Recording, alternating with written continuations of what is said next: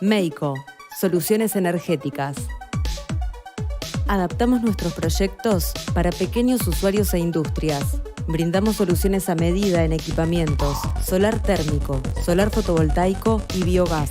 Hace que tu comercio o tu hogar sean 100% autosustentables.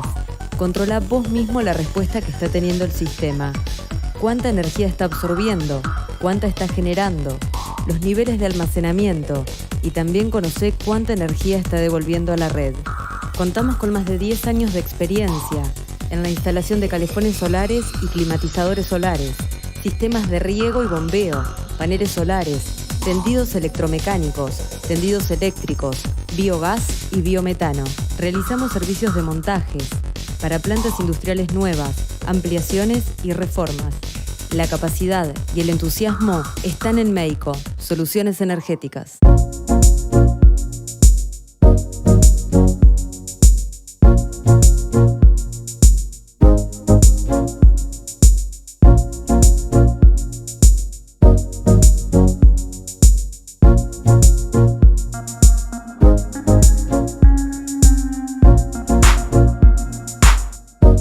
Tenemos el gusto de presentar al ingeniero Elvio Miguel Wefrey, quien participó en la jornada anterior demostrando su conocimiento y capacidad de comunicación. Es ingeniero electrónico y laboral de la Universidad Tecnológica Nacional, con una maestría en medio ambiente y energías renovables, consultor nacional e internacional de empresas. Es autor del Manual de Cálculos para el diseño de plantas avícolas. Ahora lo escucharemos en relación con el tema incubación. Buenas tardes, mi nombre es Elvio Wefrey, soy ingeniero y mi empresa se llama Meico SRL. Somos especialistas en la diseño y construcción de plantas para la industria avícola. Y en especial, nuestro métier es la observancia de condiciones de sostenibilidad tanto para la construcción como para el funcionamiento de plantas avícolas. Bien, vamos a tocar hoy el tema de qué aspectos se deben tener en cuenta para justamente cumplir con esos objetivos de sostenibilidad, fundamentalmente en las 2 o 3 plantas que son las más importantes de la cadena avícola, que son la planta de faena o planta de procesos, la planta de incubación y lo que se llama en planta de subproducto en castellano o rendering, como llaman los ingleses. Bien, ¿qué panorama tenemos actualmente en la industria avícola en Argentina, pasado este difícil momento que hemos tenido de la influenza?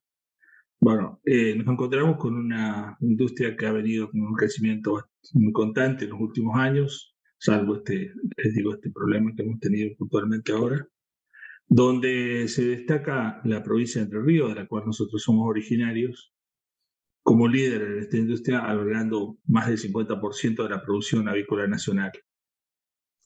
Este éxito particular para Entre Ríos demanda a la observancia justamente de términos de sostenibilidad, de productividad y de responsabilidad ambiental que son necesarios tenerlo en cuenta.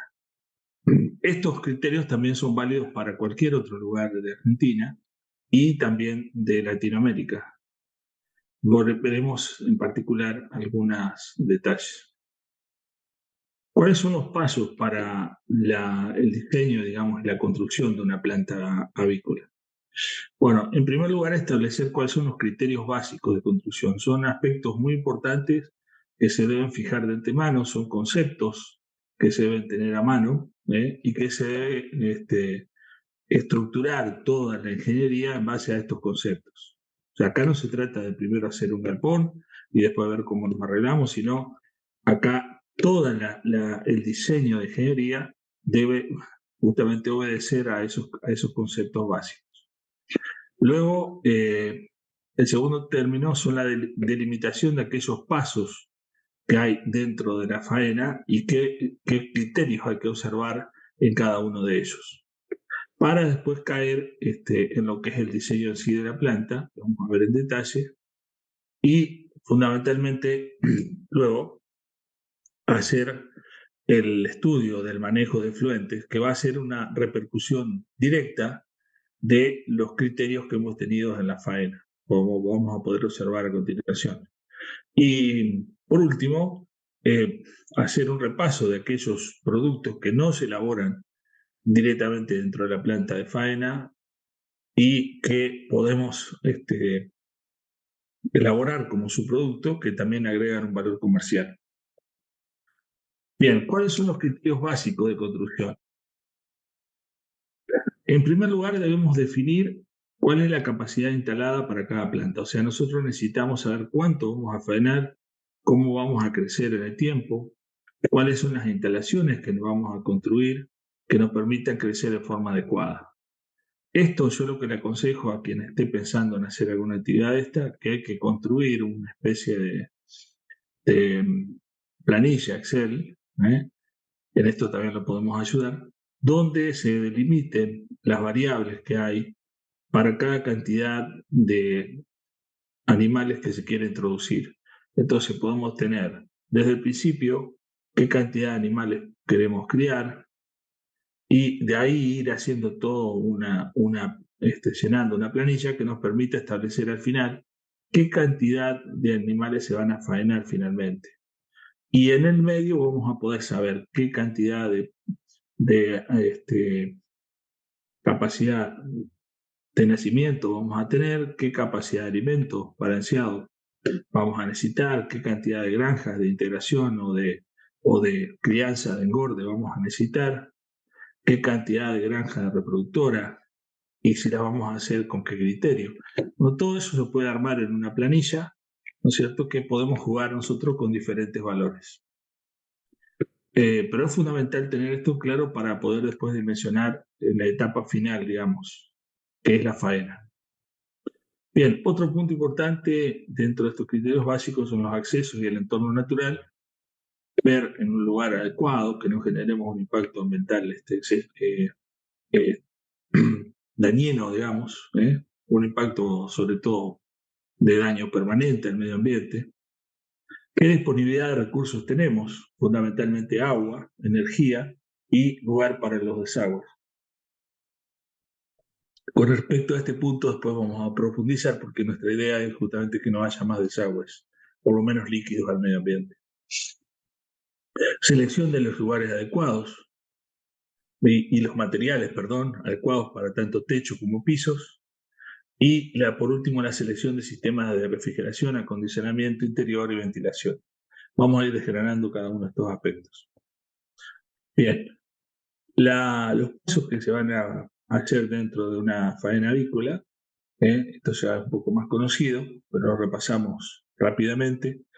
El área de descarga donde se reciben los pollos vivos, matanza y sangrado, escaldado, es el pelado y desplumado, lavado de carcasas, enfriamiento con agua, en este caso en Latinoamérica es el utilizado de los chillers, empaque, trozado, enfriado y congelación y almacenamiento del producto final. Esos son un poco un repaso de todos los procesos que se van dando, las operaciones que se hacen dentro del sistema operativo que se llama planta de faena, que van a dar lugar a un sistema de layout que ahora vamos a detallar. Bien, una vez conocidos estos pasos y estos criterios para la construcción, se puede limitar el diseño de la planta con el siguiente sistema. Lo que utilizamos es una metodología que se llama Systematic Layout Planning, o SLP, que es básicamente hacer un layout para la distribución de la cadena productiva de la planta. Una vez que tenemos ese SLP, lo que hacemos es implantarlo en un plano básicamente utilizamos AutoCAD y a partir de ahí ir diseñando, digamos, el proceso, y esto nos va a dar después la cantidad de metros cuadrados que necesitamos para la construcción de la planta.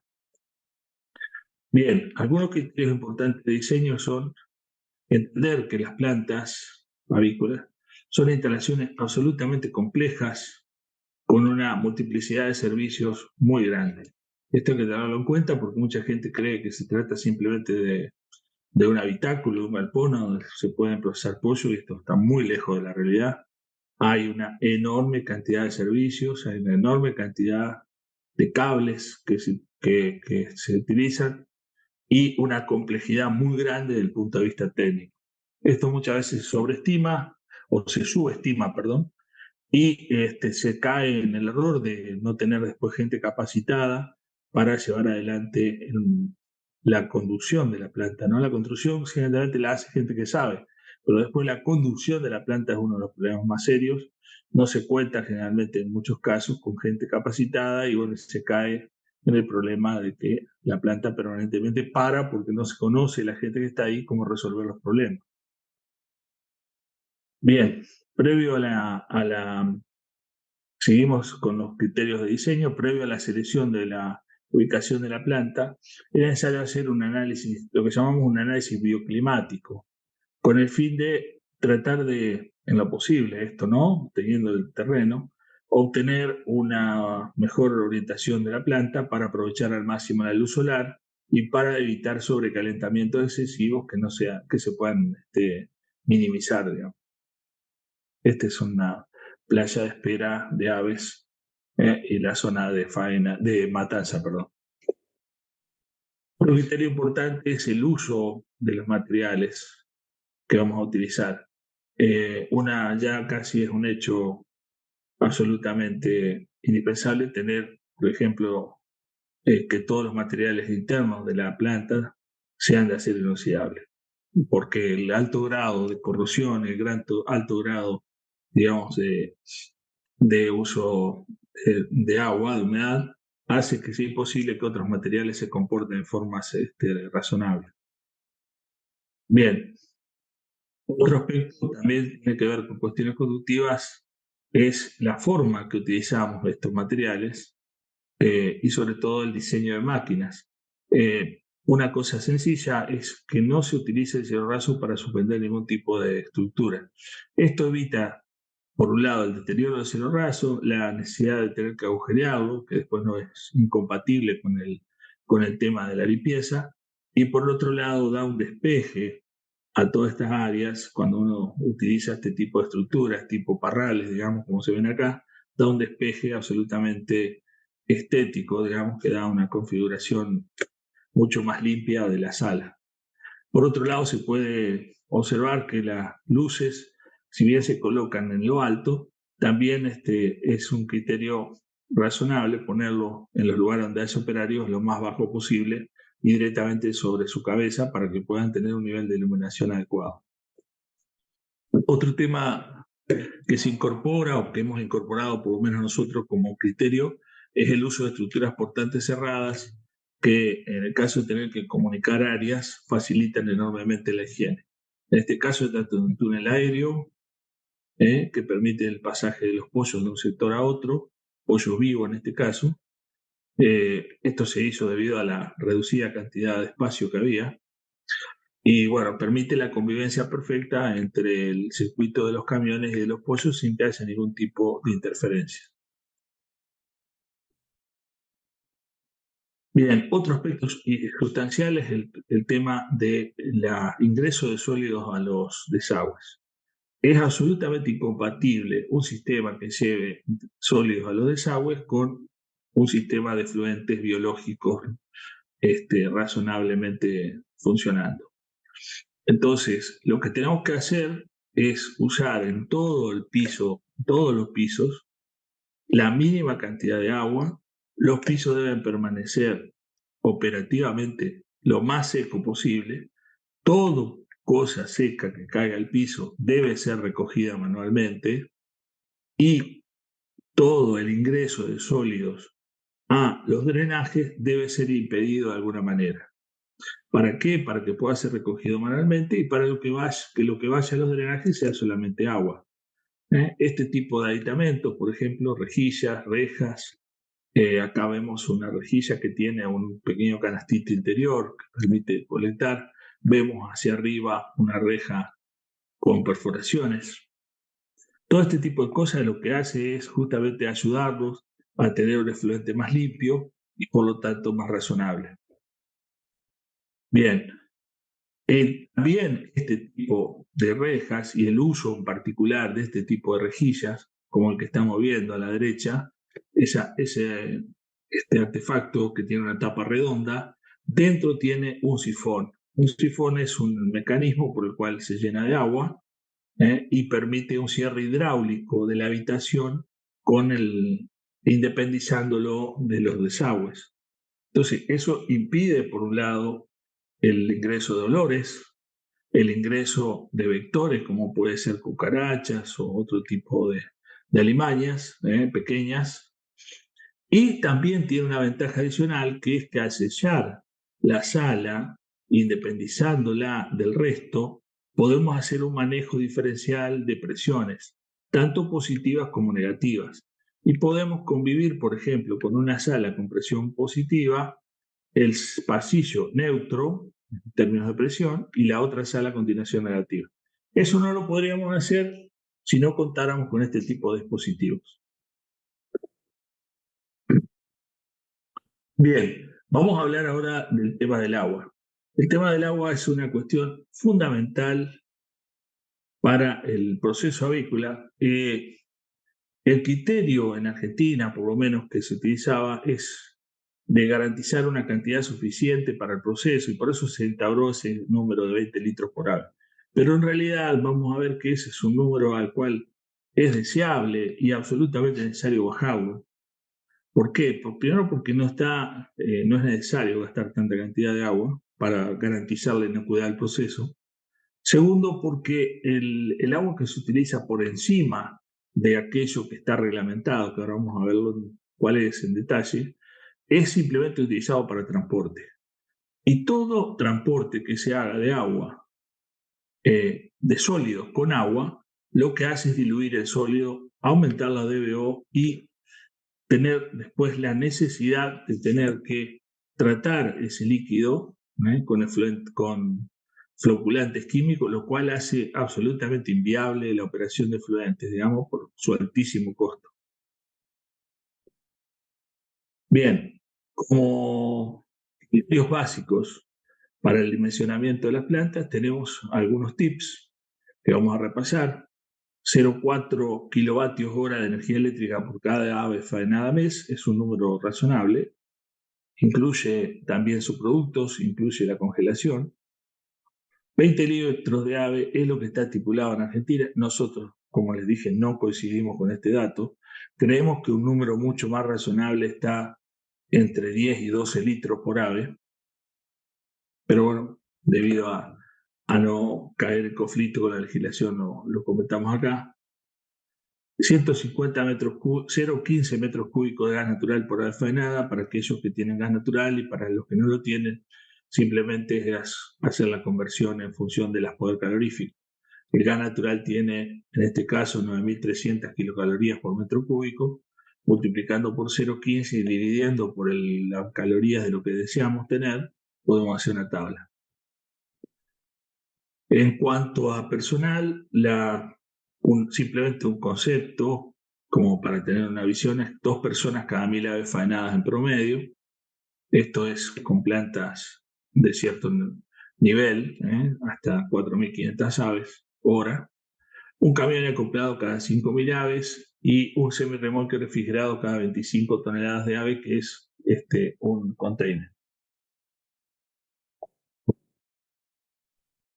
Bien, entonces, desgranando un poco, haciendo un resumen de lo que hemos venido hablando, tenemos como características constructivas a tener en cuenta, primero el agua, disponibilidad, uso, el diseño de los desagües como cosa muy importante, los pisos, de qué los vamos a construir, paredes y cielos rasos, techos, ventilación y refrigeración y aire acondicionado.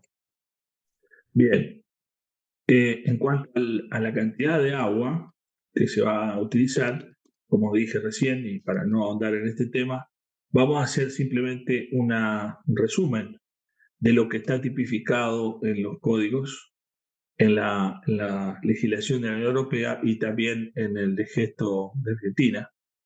Y esto es lo que hay que cumplir con mediciones estrictas mediante caudalímetros. Estamos hablando de renovaciones en escaldadoras de 0,5 litros por ave, en duchadoras y menudencia 1 litro por ave, en chiller 2,5 litros por ave que no supere los 3 kilos de carcasa, y limpieza fosfaera, estamos hablando de 2 litros por ave. Estamos en 6 litros por ave, con lo cual estamos, como les decía hoy, bastante lejos de aquellos 20 litros por ave. Yo creo que los 4 litros que nos faltan, que tiene que ver con la limpieza operacional y con el llenado de los chillers, estamos bastante cerca de poder lograrlo. De hecho, hay plantas que ya lo están haciendo, están más cerca de los 15 que de los 20, y varias que están en ese rango, entre 10 y 15 litros. Así que vemos que es un objetivo cumplible y razonable. Bien, en cuanto a los desagües, las plantas deben prever un sistema de desagüe debajo del piso destinado a dar salida a los líquidos provenientes de la faena, que contemple 3 tipos de desagües. Los desagües grasos, que son aquellos que contienen sustancia orgánica con contenido de grasa. Los no grasos, que son los que contienen sustancia orgánica o inorgánica con nulo contenido de grasa, que estos son las excretas, todo lo que tiene que ver con la playa de faena, lavado de jaulas. Y los pluviales, que son simplemente para dar curso al agua cuando llueve.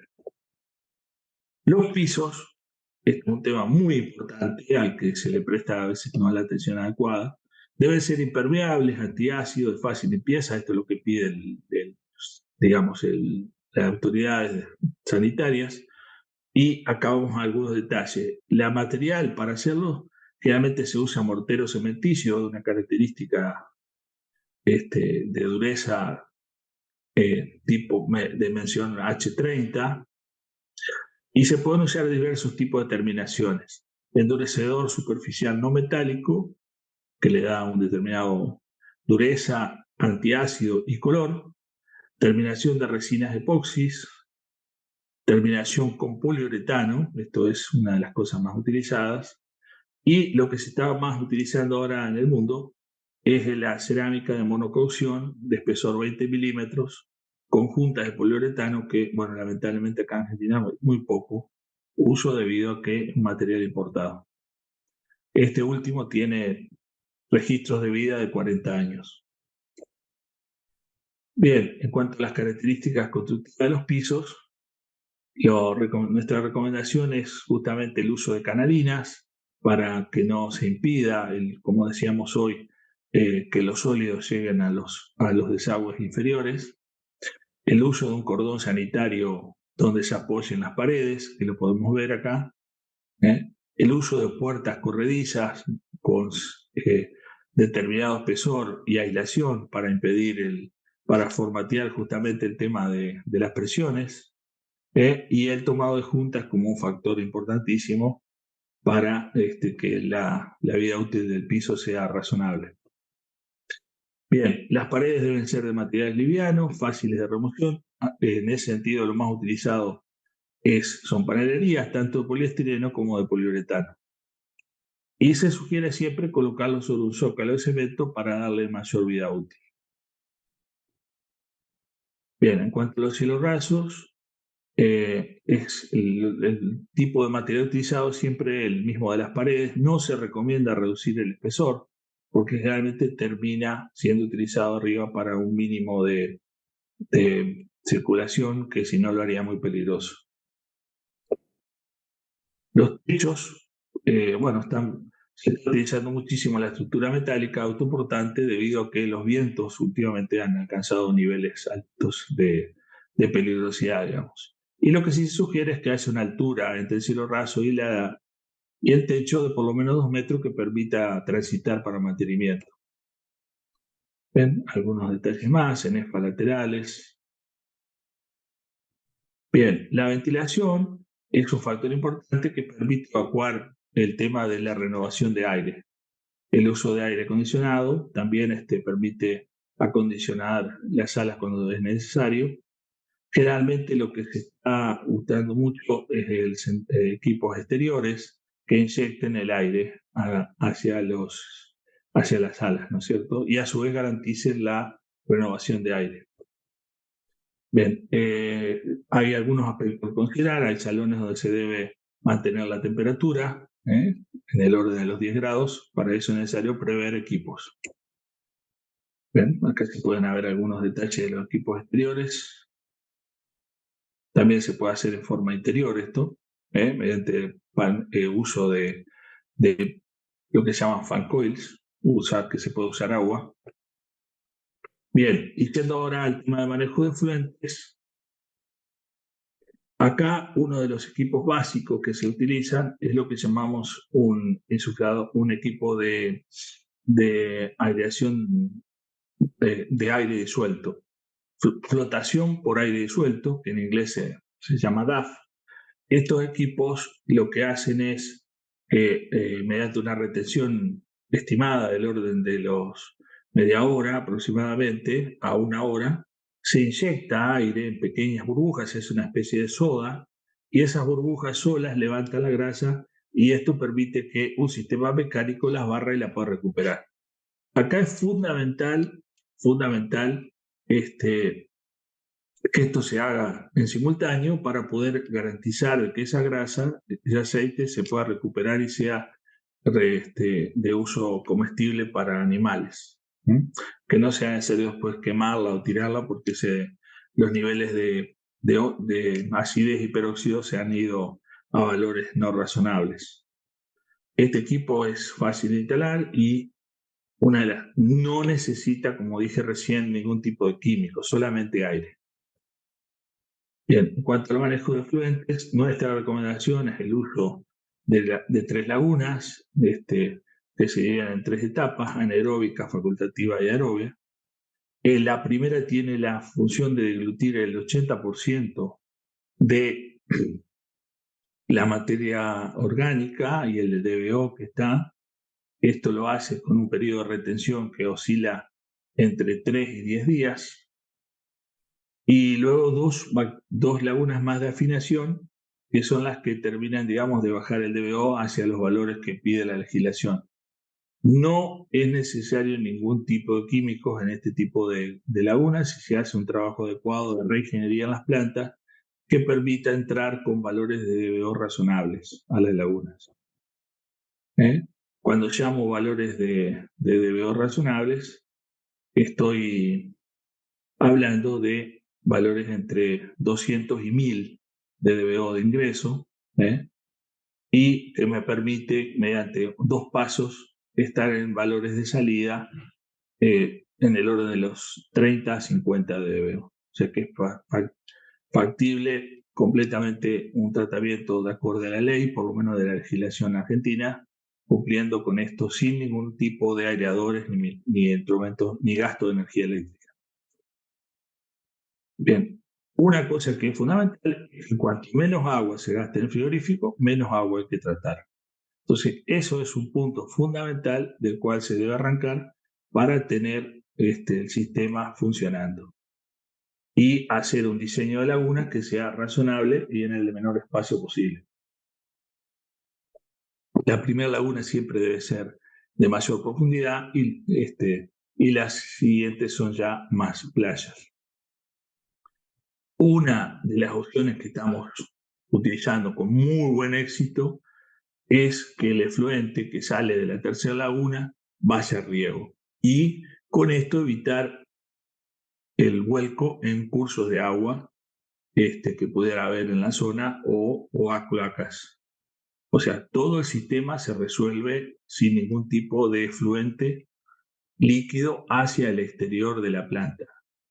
A veces este lugar donde se riega no está exactamente en el mismo predio, se puede hacer un sistema de bombeo como tienen algunas plantas, pero el sistema funciona perfectamente y es una de las cosas que, a mi juicio, le otorga mayor tranquilidad a la sustentabilidad de las plantas de faena, porque no solamente permite una deglución, digamos, total del líquido, sino que además garantiza un medio ambiente adecuado, hay un apoyo, digamos, una ayuda a la sustentabilidad global generando oxígeno con estos árboles y se puede también recuperar biomasa de ello al cabo de un par de años. Bien, ¿cuáles Por último, ya cerrando un poco esto, el tema de los subproductos.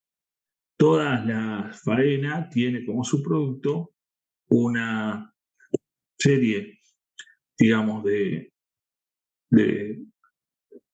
partes del pollo que pueden ser aprovechadas. Tenemos el pollo limpio que representa un 72% del peso, las vísceras que representan un 14%, las plumas un 11% y sangre 3%. Cualquiera de estos, sacado, digamos, del pollo entero, estos que están, subproductos que están acá, tanto vísceras como plumas como sangre, deben ser tratados para obtener un producto comercialmente apto que nos va a dar un retorno de la inversión razonable, va a permitir el repago, va a permitir incluso alguna ganancia extra, pero es fundamental hacerlo porque la sostenibilidad total de la planta no es viable si no se tratan estas cosas. Hay dos procesos diferentes, con algunas variantes. Las plumas generalmente son tratadas por hidrólisis mediante temperatura y presión, la sangre por fritado en un sistema que puede ser continuo o batch. Y, las vísceras por fritado. Y la sangre generalmente por coagulación o spray. Bien, cualquiera de estos sistemas son válidos, pero lo que vuelvo a reiterar que es indispensable su concreción para que la planta finalmente todo el proceso sea sustentable. Requiere una inversión, pero los productos que salen tienen un valor comercial muy aceptable, que garantiza, digamos, la reinversión y el repago de las inversiones que se hagan. Bien, con esto hemos dado un cierre un poco rápido, pero creo que ha abarcado todos los temas. Estamos a disposición de las personas que quieran consultarnos. Estamos en Entre Ríos y somos especialistas en este tema. Muchísimas gracias y que tengan una muy buena jornada.